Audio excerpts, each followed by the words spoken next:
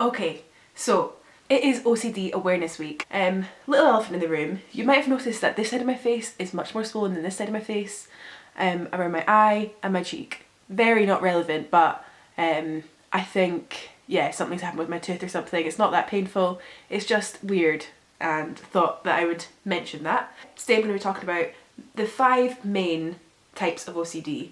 The first thing I want to say is there's infinite types of OCD. There's 5 kind of main groups that I'm going to be talking about today, but there's so many different types of OCD, and that's because OCD is the most difficult thing to explain and to really research, I think, as well, because it's so complex, and everybody that experiences OCD experiences it in such a different way. And I've noticed for myself and talking to other people that have OCD, it's rare, I think, that you just have one type of OCD. I think a lot of the time when you have OCD, you kind of experience lots of different forms of it, and that's what I've kind of learnt recently from kind of looking over it. I've been like, oh, actually I do have symptoms from all of these different types of OCD, and for years I thought I just suffered with one specific type of OCD. So yeah, I'm going to be talking about different types today. The first type of OCD is checking OCD. This is the type of OCD that usually when you really want something to happen or you're really scared of something happening, that you have something called checking OCD. And so this can be when you have a big fear about something, for example, fires. You can go around checking all the light switches are off, you can check candles, checking to make sure that your oven's definitely off, constantly thinking about it and constantly checking them. And even though you've checked them, feeling like you've still not checked them and feeling like you still feel unsafe about it. Or another type that's quite common is when you feel unsafe, maybe you're somebody that lives on your own, or you just feel unsafe in your home. Another big one is around illness, and some people checking OCD can constantly be checking their symptoms, constantly be checking to make sure that they don't have HIV, or that they don't have cancer, or that they're not pregnant, and constantly looking through all symptoms and looking through Google, and constantly checking their body and checking their temperature, and checking NHS websites and stuff like that, and constantly just be checking things and almost kind of looking for the symptoms as well. And sometimes when we have checking OCD, we can kind of create the symptoms sometimes because we are looking for it all the time. For example, I have convinced myself sometimes with my face right now that maybe it's a stroke, that maybe it's the spot that's on my chin, maybe it's septic and it's making me really ill, or maybe my tooth is rotten and it's causing poison in my body, and all of these things. People with checking OCD are constantly checking things to make sure that they've not missed anything. The thing is with this type of OCD and many OCDs is that regular people and people without OCD can often feel like this as well, and often feel like, did I definitely lock my door? Did I definitely turn my hair straighteners off? Did I definitely do this?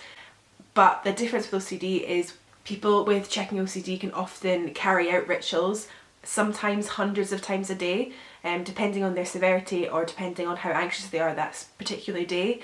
They can check or lock and unlock a door hundreds of times to make sure they definitely unlocked it, and this obviously can be very time consuming, very difficult, and can really affect somebody's life. I'd say it crosses into OCD territory when it's really starting to affect your day-to-day life. The next type of OCD is contamination OCD, and I think this is what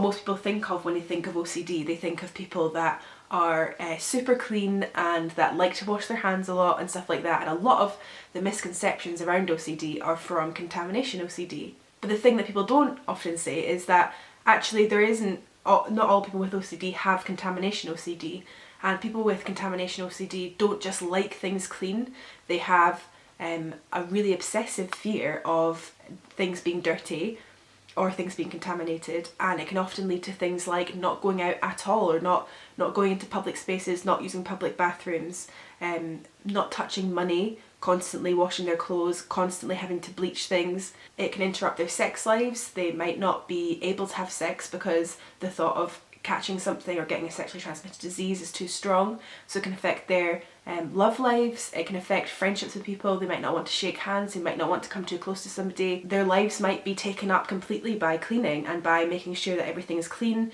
and even when everything is clean, still feeling like there's something dirty and still feeling like you need to carry out rituals to make sure that things are clean.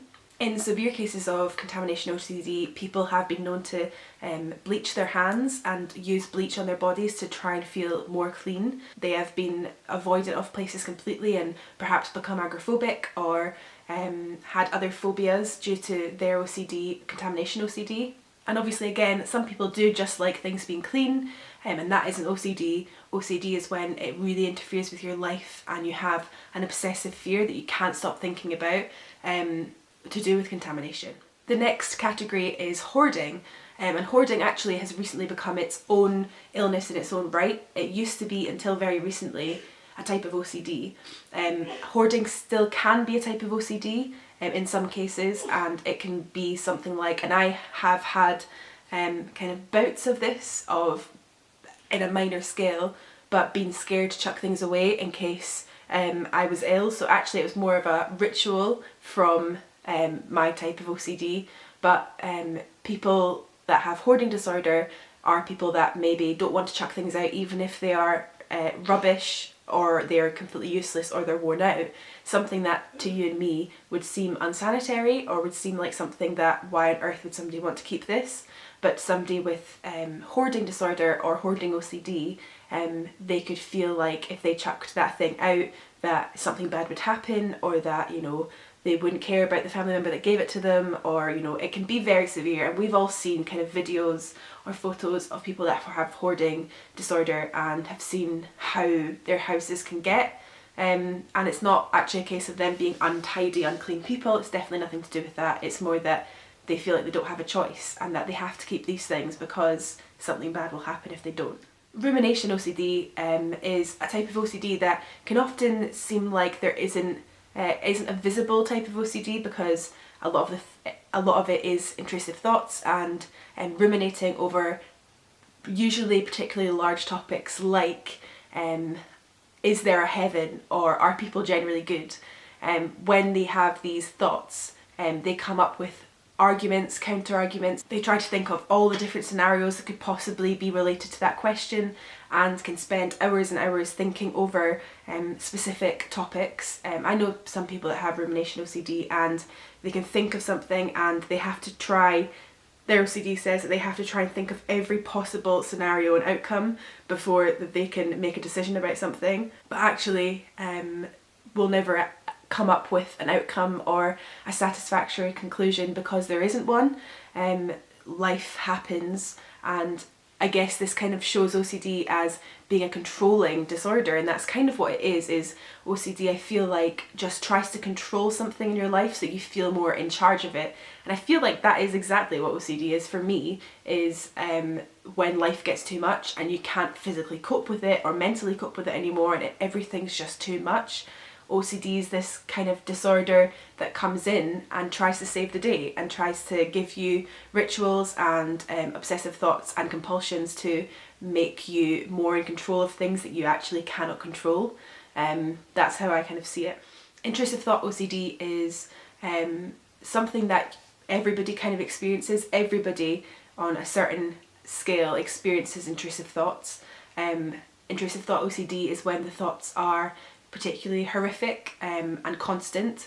So somebody with intrusive thought OCD might constantly think of family members being harmed or children being harmed, or they might think horrible racial thoughts, or thoughts about a specific religion that they don't actually think or feel, but the thought continues to run around their head constantly, causing unbelievable amounts of distress, as you can imagine, and just feeling like maybe they're a bad person for having these thoughts. But it has actually been proven that the people with this type of OCD are actually much less likely to commit any kind of crime or violent crime or sexual crime or all the things that they kind of think of, because they're so disgusted and so horrified by the thoughts that they're having.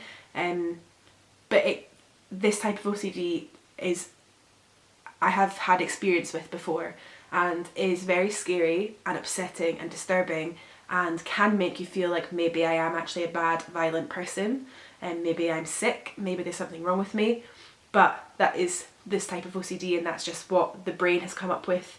And if you do suffer with this type of OCD, you are not a bad person, and there is a name for it and there is a thing for it, and it is real and it is a disorder, and it does not mean that you are a sick person or that you are a bad person.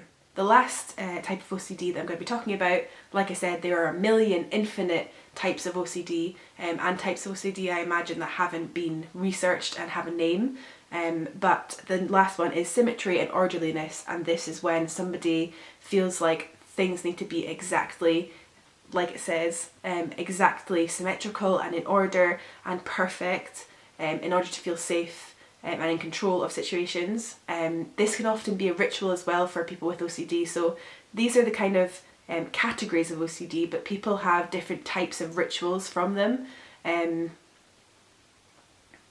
Like in intrusive thought OCD, there's a type of OCD in that called magical thinking OCD, which is the type of OCD that I have, which means that I have a big fear of sick, and I often have to carry out rituals that don't make sense, and that are magical thinking and that have absolutely no correlation to sickness, but I have to carry out those rituals in order to feel safe.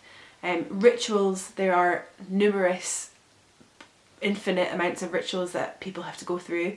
Some of these rituals can be kind of self-explanatory and kind of make sense on the surface. For example, the ritual of, like for people with contamination OCD, constantly washing your hands can make sense to outside people, and it can be logical because if you do clean your hands more, it means that you will be less likely to get germs. But obviously the reason that that isn't good in contamination OCD is because it is an extreme form, and people can wash their hands up to 100 times a day in extreme cases.